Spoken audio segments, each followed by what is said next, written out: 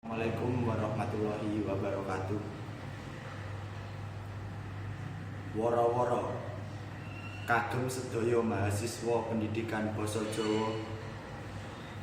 Benjing dinten Sabtu 9 Juni 2018